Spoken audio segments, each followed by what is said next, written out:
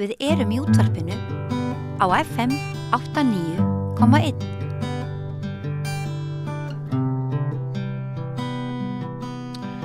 Já, það slagur framundan helgina í pólitíkinni, formannsslagur í Framsóknarflokknum. Nokkuð liðið, síðan urðu tíðindi á þeirri vígstöð. Sigurður Ingi Jóhannsson tók við formannsembætti eftir að, flokkurinn bylti Sigmundi Davíð sem formanni. Það var árið 2016. Hann var kjörinn í október það ár, nýr formaður á flokksþingi eftir hneyksli Sigmundar Davíðs sem var þar ósannindi Vindris, Álandsskjól, Panamaskjöl. Sigurður Ingi hlaut þá 52% atkvæða.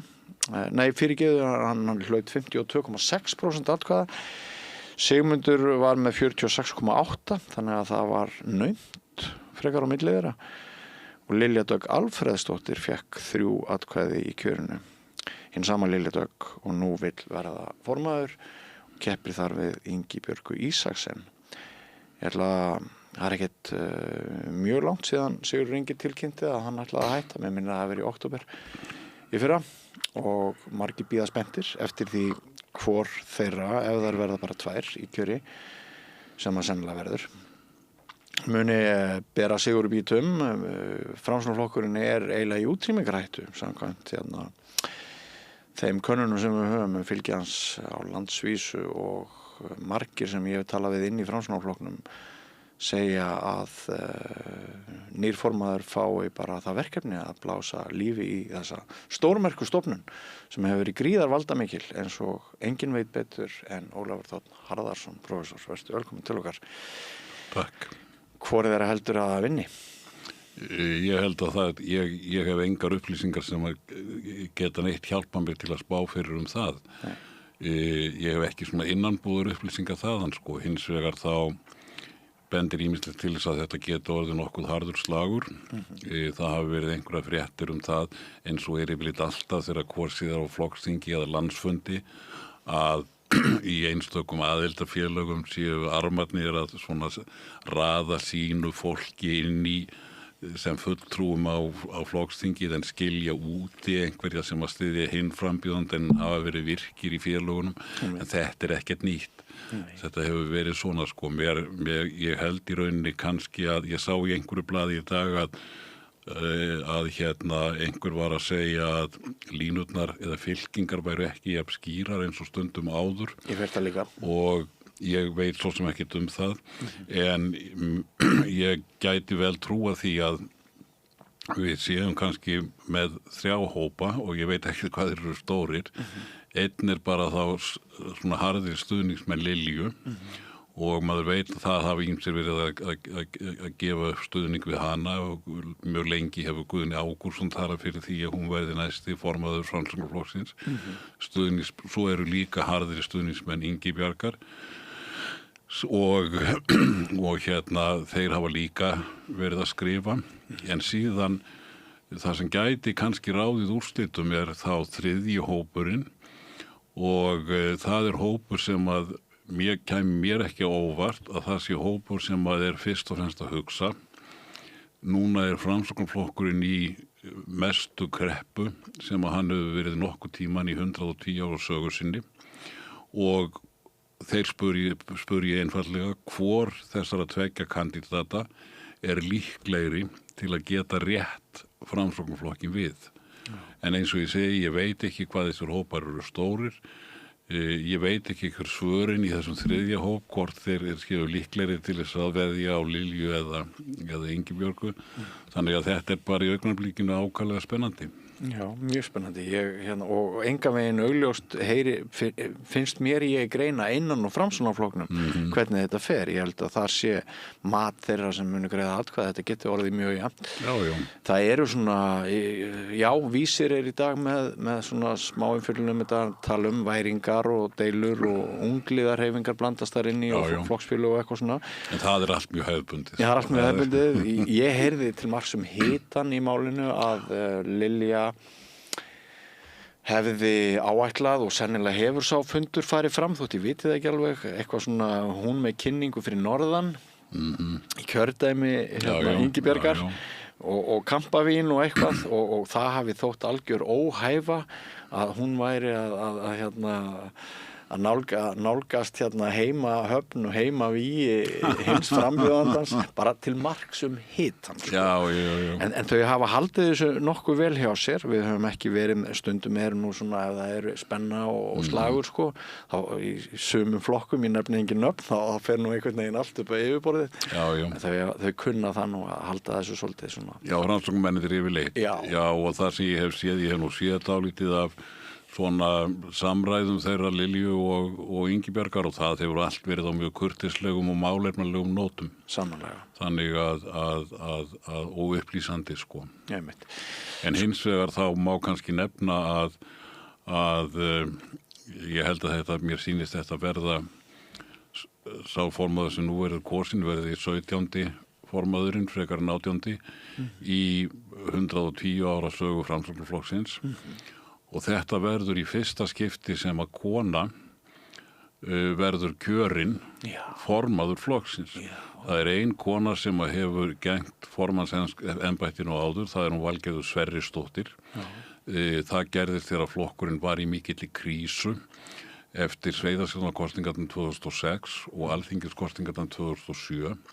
Þá voru það gerðist það eftir sveitarstjórnarkosningarnar 2006 að Framsóknarflokkurinn fór mjög illa út úr þeim og í kjölfarið sagði Halldór Ásgrímsson sem að hafði þá verið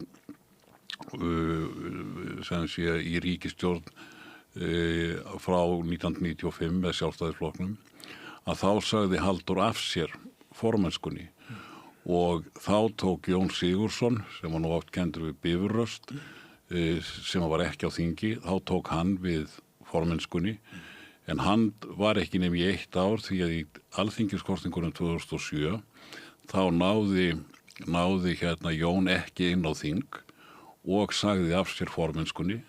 Þá tók Guðni Ágústsson við og hann hélst í starfinu í 18 mánuði og ég var að kíkja á það aðeins áðan og Guðni sagði á þeim tíma að það þyrfti að byggja upp Framsóknarflokkinn frá þessum skelfilegu úrslitum 2006 og 2007. Hann hefði verið tilbúin í það verkefni en það hefði ekki verið einhugur inn í flokknum þær áherslur og stefnur sem að Guðni vildi leggja megin áherslu á. Þannig að 2008 þá sagði Guðni af sér ekki bara formennsku í Framsóknarflokknum heldur líka sagði hann af sér þingmennsku. Já. Þá gerist það að varaformaðurinn sem var Valgerður Sverrisdóttir, hún tekur við sem formaður og hún situr áfram til 2009 þegar að næst kemur flokksþing.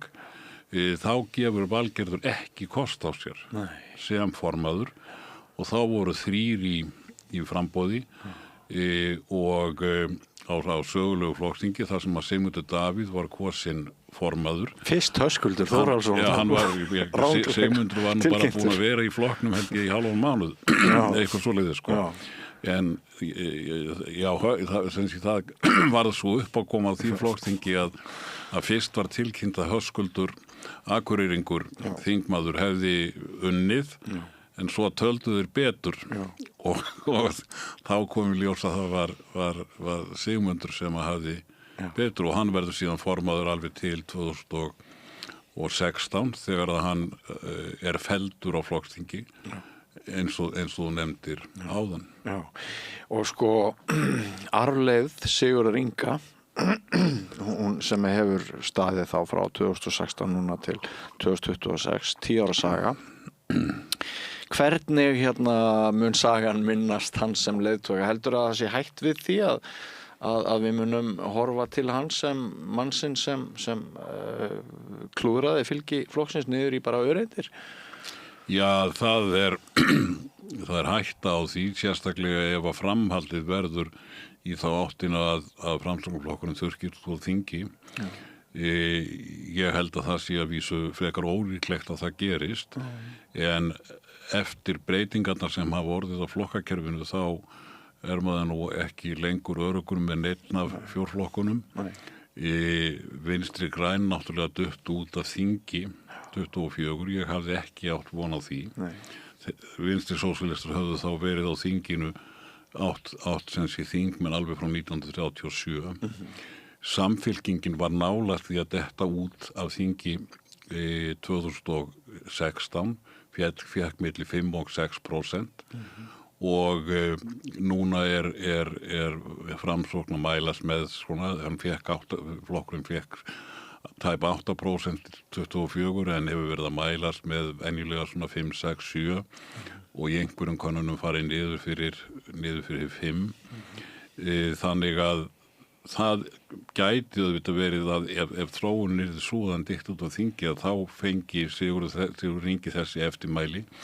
En ég held nú að það sé ekki mjög sanngjarnt eftirmæli.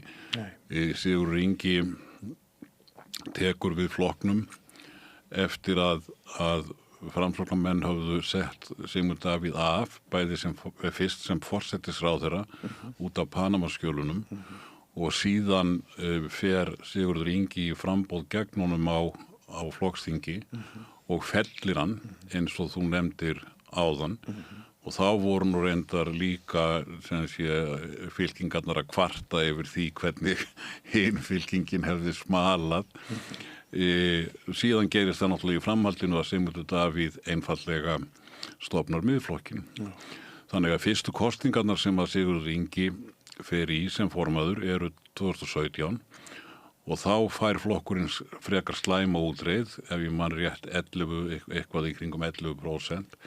En hinn nýji flokkur Sigmundar miðflokkurinn hann fær rétt 12%. Hins vegar þá gerist það í kosningunum 2021 að Framsóknarflokkurinn vinnur góðan sigur. Ekki bara best að kjósa Framsókn? Já, góðan sigur á seinni tíma mælikvarða með 17% ríflega, sem reyndar miklu minna heldur en flokkurinn hafði lengst að verið með í sögu sinni. En eftir að flokkarnir urðu svona margir og flestir eða margir flokkar minnkuðu að þá þótti bara 17% árið 2021 mjög góður árangur. Hann Sigurður Ingi náttúrulega líka í sinni formannstíð, hann sem sé forsætisráðherra í skamman tíma. Hann þá einn af 7 forsætisráðherrum sem að Framsóknarflokkurinn hefur átt á þessum 110 árum. En hann náttúrulega mjög stutt forsætisráðherra. Síðan hins vegar heldur hann Framsóknarflokknum í ríkisstjórn Katrínar Jakobsdóttur og svo Bjarna Benediktsson alveg frá 2017 til 2024 og það gildir nú sérstaklega kannski ekki síst bæði Sjálfstæðisflokkin og Framsóknarflokkin, þessa gömlu valdaflokka sem að eru vanir því að vera í ríkisstjórn, að þeirra flokksmenn, þeir leggja mjög mikið upp úr því að flokkurinn sé í ríkisstjórn. Þeir eru mjög stjórnsæknir eins og stundum sagt. Þannig að út frá því að halda flokknum í ríkisstjórn þá getur Sigurður Ingi bara og Framsóknarmennirnir bara ágætlega við unnað. Hins vegar náttúrulega var þetta mikið áfall kosningarnar 24, síðustu kosningar, þegar að flokkurinn þá undir forystu Sigurður Inga fær í fyrsta skipti undir 10% atkvæða. Hann hafði í nokkur skipti á árunum eftir á þessari öld verið með svona 10, 11, 12 en þetta í fyrsta skipti sem hann fer niður fyrir 10 og það reyndar hins vegar rétt að hafa í huga breytingar á flokkakerfinu. Það var nú þannig mjög lengi hér á síðustu öld að samanlagt voru þessi 2 gömlu aðal valdaflokkar landsins, Sjálfstæðisflokkurinn og Framsókn, samanlagt með kannski svona 2/3 atkvæðana. 2024 voru þeir rétt að komast rétt yfir 4 atkvæðina. Það náttúrulega allt önnur staða heldur en heldur en hérna heldur en við hafðum áður. Og það maður náttúrulega ekki verið með sleggjudóma einstakar stjórnmálamenn sko, en ég myndi nú halda að sko svona Tíðar Sigurðar Ingar sem formanns, hann verði nú ekki kannski talin með allra öflugustu formönnum Framsóknarflokksins, en að hann hafi verið seigur formaður og í rauninni á margan hátt staðið sig vel bæði sem formaður og ráðherra, þó að hann hins vegar endaði náttúrulega með því 24 að kjósendur voru gjörsamlega uppgefnir á þeirri ríkisstjórn og honum og Sjálfstæðisflokknum og Vinstri grænum, öllum stjórnarflokkunum var grimmilega refsað í þeim kostingum. Þeim var álíka grimmilega refsað eins og Jóhannustjórninni eða flokkunum þar að segja Vinstri grænum og Samfylkingunni hafði verið refsað í kosningunum 2013. Já, og manni líður stundum þegar maður ræðir við stuðningsmenn þessara 3 flokka sem voru í ríkisstjórn Katrínar og sem Bjarni endar svo með að sko allir flokkarnir hafi einhvern veginn tapað. Ég hef kallað þetta í mínum einhuga bara limbóstjórnin vegna þess að það er eins og að enginn hafi náð því fram sem hann vildi og fór mjög mikil tími í, ég var að segja ekki neitt. Já, það er þetta bara nánast sko sjálfgefið. Já. Að ef að þú myndar ríkisstjórn þar sem inn í stjórninni eru flokkar sem eru eiginlega ekki sammála neitt. Nei. Eins og átti við Vinstri græn og Sjálfstæðisflokkin sérstaklega. Að þegar að þeir myndar ríkisstjórn, það er náttúrulega mjög óvenjulegt að þannig flokkar myndi ríkisstjórn. Bæði hér á landi, það gerðist að vísu í nýsköpunarstjórninni 44 til 47, en það var algjör undantekning.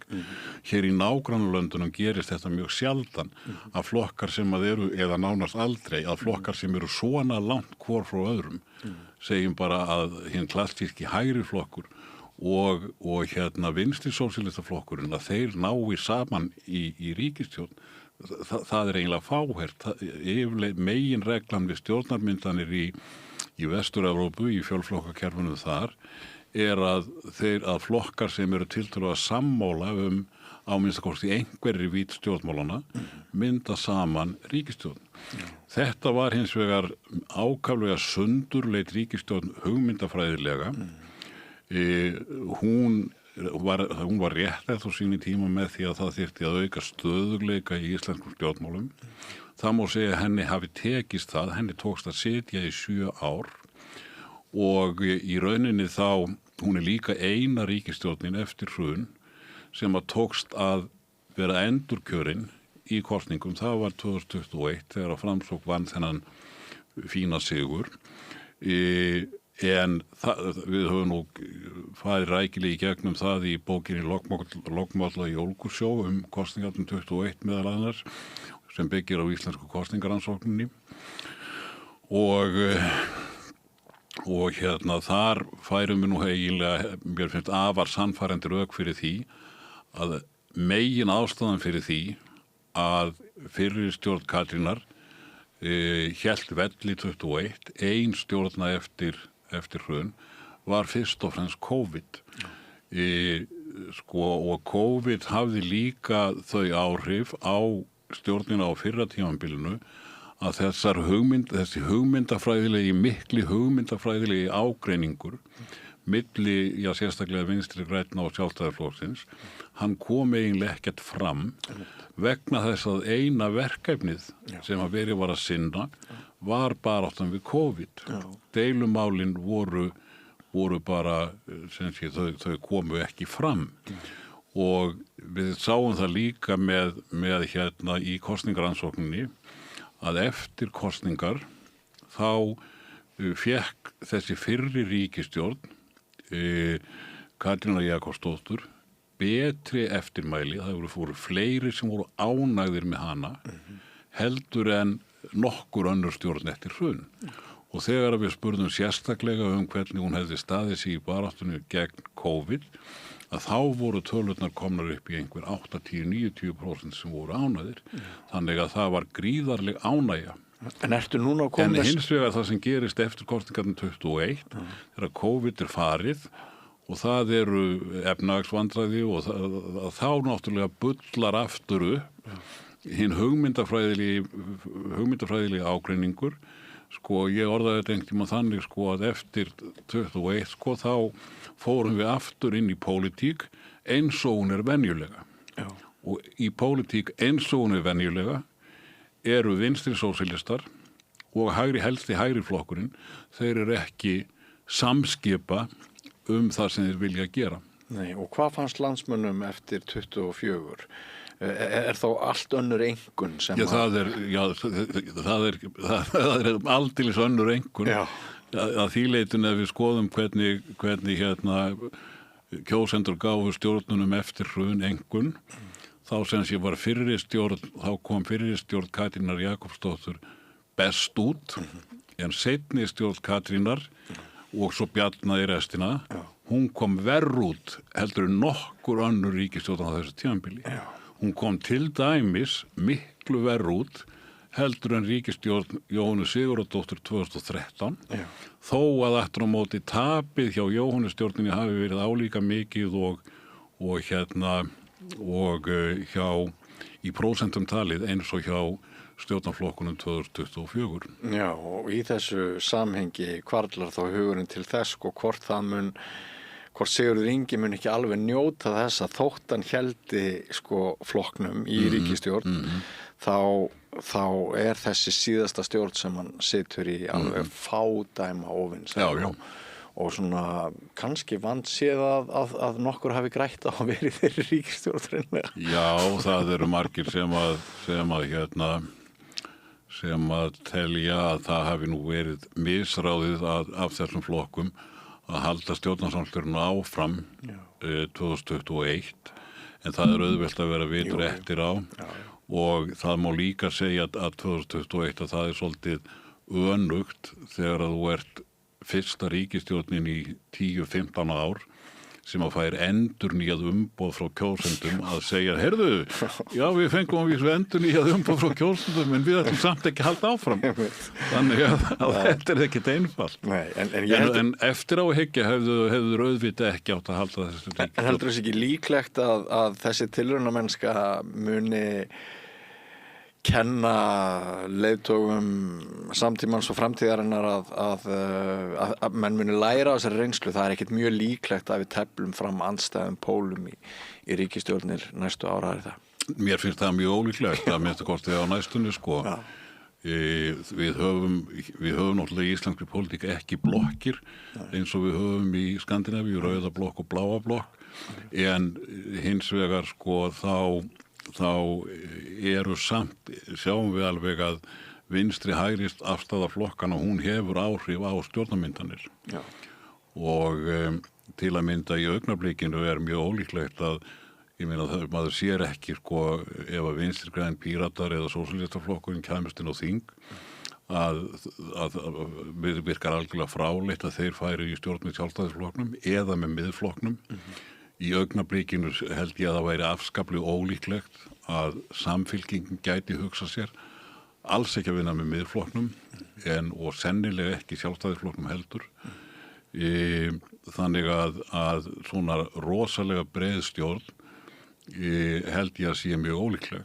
Það er hins vegar áhugavert að í Danmörku þá núverandi ríkisstjórn þar sem venjulega annarkvort rauð eða blá stjórn núna svona stjórn yfir miðjuna þar sem kratarnir eru með tveimur flokkum sem eru svona við miðjuna eða hægra með við miðjuna venstri og Moderatana flokk Lars Løkke að þeir eru núna í ríkisstjórn og þeir hafa reyndar allir þessir stjórnarflokkar hafa tapað mjög miklu fylgi í skoðanakönnunum. Løkke og Mette þar að segja að kratarnir og Moderatarnir hafa vísu fengið svolítið comeback núna allra síðustu dagana og það er fyrst og fremst út af því að margir danir telja að Mette Frederiksen og Lars Løkke hafi staðið sér vel í rifrildinu við Trump og Bandaríkjamenn. Trump til hjálpar.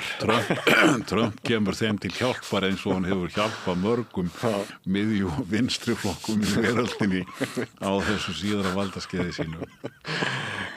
Heyrðu, Ólafur, mér langar að biðja að kannski verja með mér síðustu 10 mínútunum í spjalli okkar í sögu Framsóknarflokksins þetta var náttúrulega, ég ólst upp þá, já, ef Sjálfstæðisflokkurinn var alfa í stjórnmálunum, þá var Framsóknarflokkurinn omega. Já. Og einmitt þú réttilega kallar þá valdaflokkana. Framsóknarmenn voru náttúrulega, þeir voru ekki bara með miklu meira fylgi hérna áður eins og þú hefur rækið, heldur hérna þá gátu þeir unnið bæði til vinstri og hægri og hérna voru að mörgu leyti, höfðu gríðarleg völd og áhrif. Getur þú hlaupið yfir þessa sögu í nokkrum orðum? Já, sko... Það er spurning hvar við byrjum. Við byrjum náttúrulega 1916 þegar að flokkurinn stofnaður. Hann reyndar fer ekki kosningar fyrir en 2019 því að hann var stofnaður inn á þinginu. Sko hann flokkurinn er náttúrulega sko stofnaður sem flokkur landsbyggðarinnar, bændaflokkur, meðan að alþýðuflokkurinn og var flokkur verkalýðshreyfingarinnar og í rauninni skipulagslega tengdur Alþýðusambandi Íslands og Sjálfstæðisflokkurinn var svona breiðfylking, fyrst Íhaldsflokkurinn og svo Sjálfstæðisflokkurinn voru svona breiðfylking borgarlega viðhorfa eins og stundum er sagt sko. Framsóknarflokkurinn verður strax tiltölulega stór flokkur á árunum frá 1919 og til 79, það er að segja í 60 ár, þá getum við sagt að hann hafi svona venjulega verið 25% flokkur. Og þar sem að sérstaklega á fyrri hluta þessa tímabil gerði það að verkum að hann var miklu sterkari heldur en kjörfylgi gaf til kynna, var að kjördæmaskipanin var gríðarlega óréttlát, þannig að Framsóknarflokkurinn fékk miklu fleiri þingmenn heldur en landsfylgi gaf tilefni til. Já. Og við getum fundið dæmi kosningar þar sem að Framsóknarflokkurinn var með kannski einhvers staðar 25% og Sjálfstæðisflokkurinn með í kringum 40%. En Framsóknarflokkurinn fékk jafnmarga eða fleiri þingmenn. Já, það var bara þannig. Og í rauninni mesta misvægið kom nú eiginlega fram í kosningunum 1931 eftir þingrofi svo kallaða, þegar að Tryggvi Þórhallsson var formaður flokksins. Þá fékk flokkurinn 36% atkvæða og hefur aldrei fengið jafn mikið fylgi, ekki nálægt því. Og þær kosningar voru nú meðal annars út af því út af þessi þingrofi stafað af því að Alþýðuflokkur og Sjálfstæðisflokkur höfðu komið sér saman að breyta þessari rosalega óréttlátu kjördæmaskipan en Framsóknarmennirnir voru móti og fengu mjög gott fylgi í landsbyggðinni. Maður skilur hversin það voru á móti. Algjörlega, en þessi 36%, þetta 36% fylgi á landsvísu skilaði flokknum 58% af þeim þingmönnum sem voru kosnir í þessum kosningum.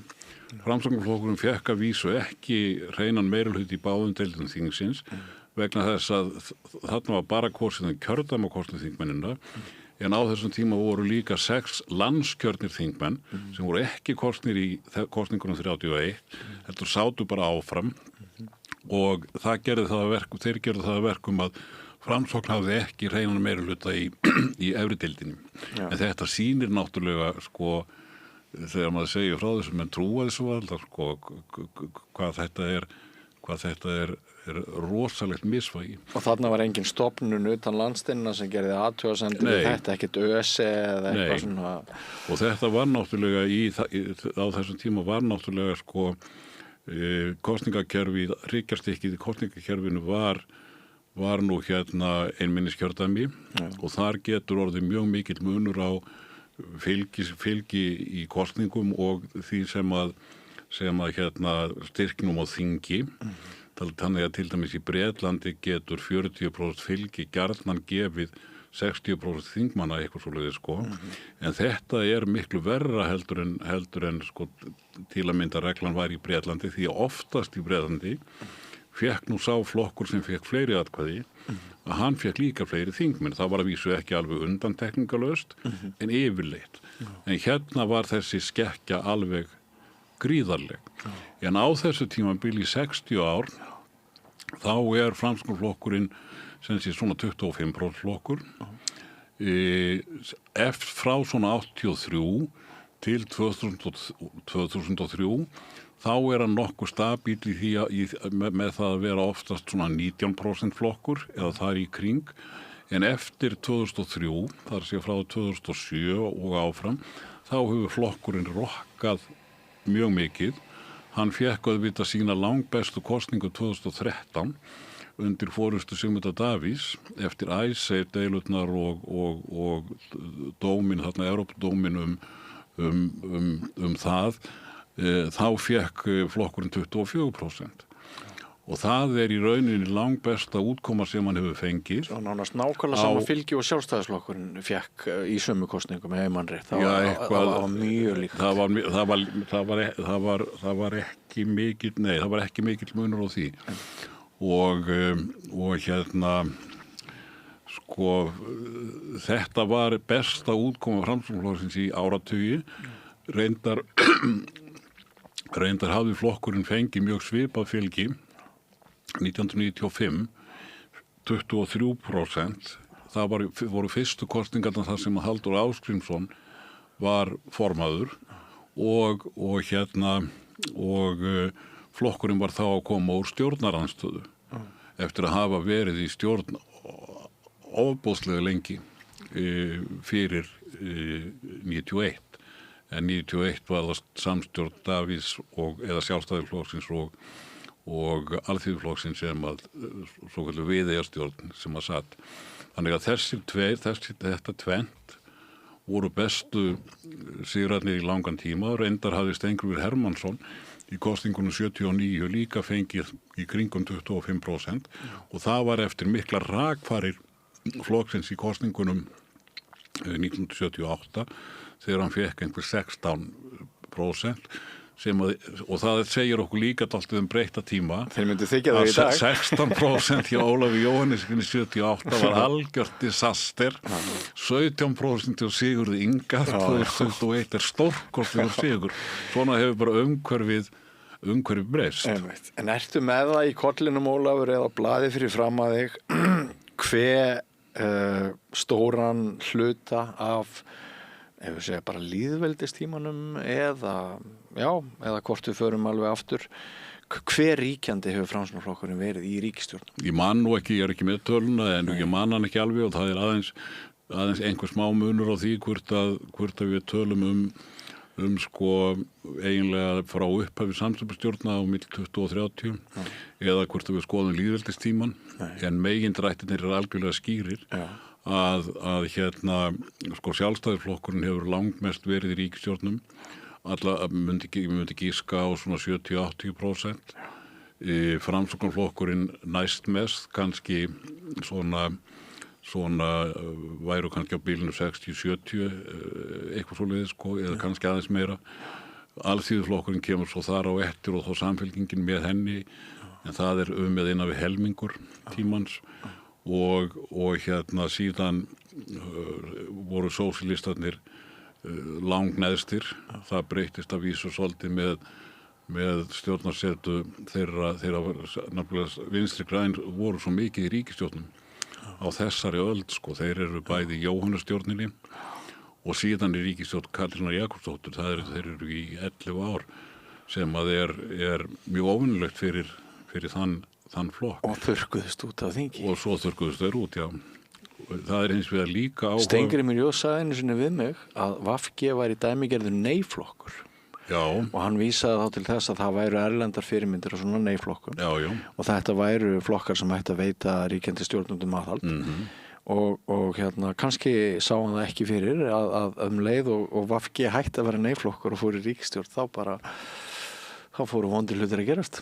Já, sko, það nú þetta kenning sem ýmsir hafa verið með sko að flokkar sem að eru svona kannski sem að vilja frekar vera svona andofsflokkar frekar heldur valdaflokkar og þeir eru þá venjulega annarkvort út á vinstri kantinum eða út á hægri kantinum og slíkir flokkar til dæmis á Norðurlöndunum þeir hafa engan sérstakann áhuga á því að vera í ríkisstjórnum. Nei, ekki meira hugmyndafræðileg Já, í rauninni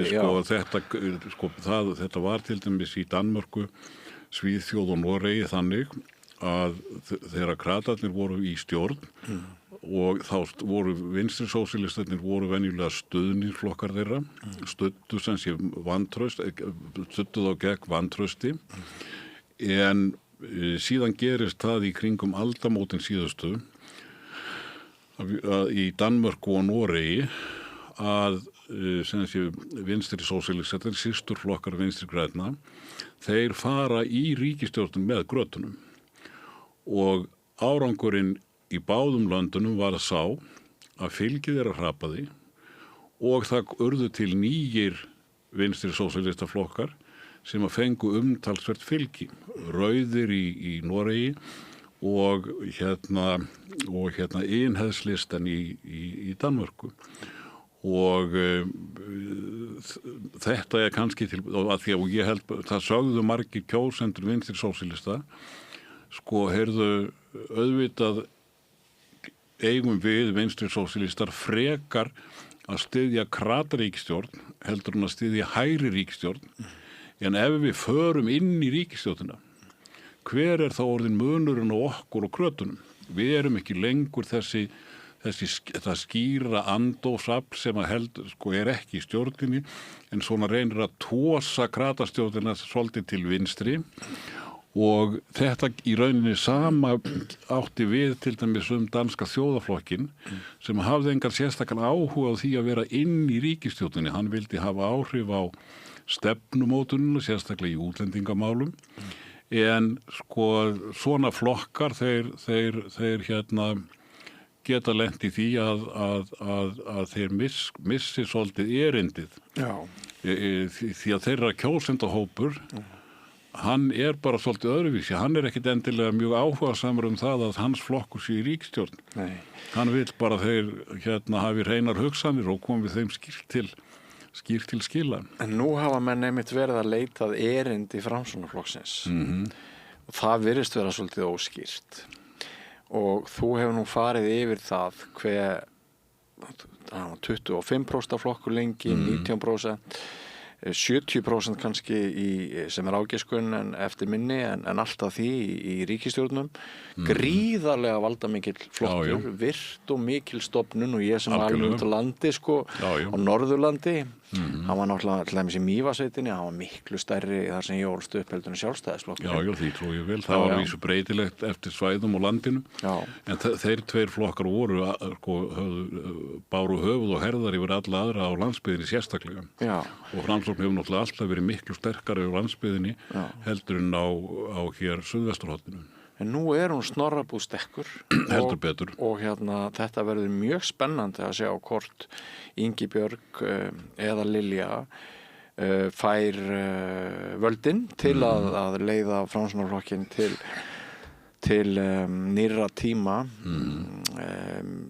Þú ert nú sennilega ófáanlegur til þess að segja mér eitthvað hvort væri líklegri til þess eða hvað. Já, ég myndi ekki, mín reynsla svo að maður getur spekulerað í því fyrirfram hvort að kandidat A eða kandidat B sé líklegri til að vera öflugur formaður. Og maður getur talið upp alls konar kosti eða galla á þeim en mín reynsla nú svo að minnst að kosti ég rosalega lélegur spámaður slíkt vegna þess að í rauninni þá sérðu ekki í flestum tilfellum hvort að viðkomandi kandidat mun plumma sig vel eða nái ekki fótfestu í formannsembættinu. Því að það sem þeir hafa gert áður ekkit endilega mjög góð forspá hvernig þeir munu reynast í formannstornum. En hins vegar held ég að það skipti líka Framsóknarflokkinn verulegu máli hvar hann vill svona markera sig hugmyndafræðilega. Hann náttúrulega hefur hefðbundi verið vinstriflokkur, verið miðjuflokkur og unnið bæði til hægri og vinstri. Stundum svona meira til vinstri, það ekki í huga margra? Við getum séð alveg skýran mun eftir tímabilum. Það að segja, Framsóknarflokkurinn var frá 1927 til 1942, þá fór hann með forsætisráðuneytið allan tíman og lengst af þess tímabils var hann í vinstri stjórn, annarkvort með alþýðuflokkin inn í stjórninni eða alþýðuflokkurinn studdi stjórnina. Eftir þetta verður hins vegar sjálfstæðisflokkurinn helst í sem sé svona það sem kallað hinn náttúrulegi stjórnarflokkur því að hann var ekki bara lengur í stjórn heldur en Framsóknarflokkurinn síðan á stríðsárunum heldur fékk hann miklu oftar forsætisráðherra. En þarna höfum við tímabil þar sem að Framsóknarflokkurinn fyrst og fremst að vinna til vinstri og þaðan kemur hið fræga slagorð sem að Tryggvi Þórhallsson hannaði í kringum 1930 og það slagorðið allt betri en íhaldið. Og þetta slagorð var svo endurvakið 1979 þegar að Steingrímur Hermannsson rifjaði upp þetta gamla slagorð og fekk 25% eða flokkurinn fekk 25%. En hins vegar, svo náttúrulega flokkurinn í vinstri stjórnum, hann í vinstri stjórn 1956 til 8, hann í vinstri stjórn 78 til 9 og svo Thoroddsen stjórninni og síðan í rauninni síðasta vinstri stjórnin sem var stjórn Steingríms frá 1988 til 91 sem meðal annars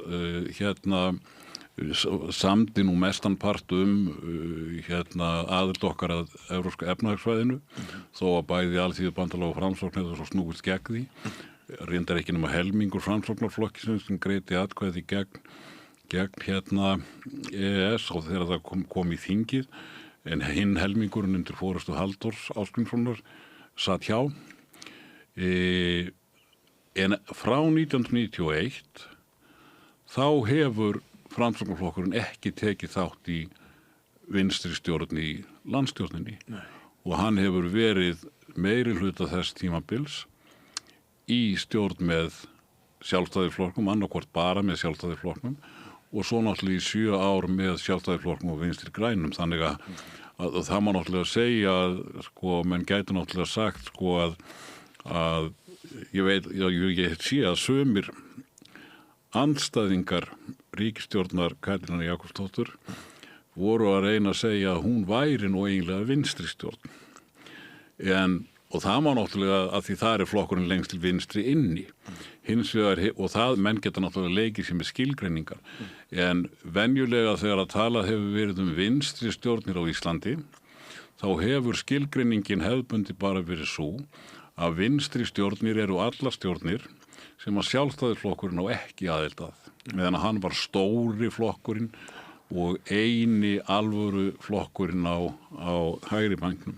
Já, það hægt að fletta upp í þér eins og spjaldskrálagur, kæri þakkir fyrir að koma og fræða okkur og skemmta stundum. Það alveg sérstaklega gaman að tala Framsóknarflokkinn. En það var ég hér í æsku í 6 sumur hjá frændfólki minni og afasískinu mínum og langömmu á Kirkjubóli Bjarnadal í Önundarfirði þar sem voru nú mjög fornir búskaparhættir og þau töluðu esperantó og þau voru alveg gríðarlega miklir Framsóknarmenn. Þannig að ég hef miklar taugar til Framsóknarflokksins frá þessum æsku árum mínum í sveitinni fyrir vestan. Kærar þakki fyrir komin, Ólafur. Það verður spennandi að sjá hvernig þetta fer með helgina. Ég kann ekki að segja ykkur að esperantó að það verður nýr kafli hér handa við hornið eftir andartak. Þannig ég segi bara á íslensku, ekki fara langt. Við lifum á tímum þegar þörfin fyrir opna og gagnrýna umræðu brýnni en nokkru sinni fyrr. Ég heiti Ólína Kjerúlf Þorvarðardóttir og ég styð og vel samstöðina, sjálfstæðan og óháðan fjölmiðil.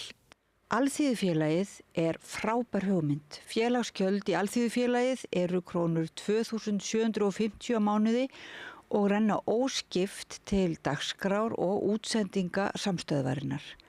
Samstöðin.is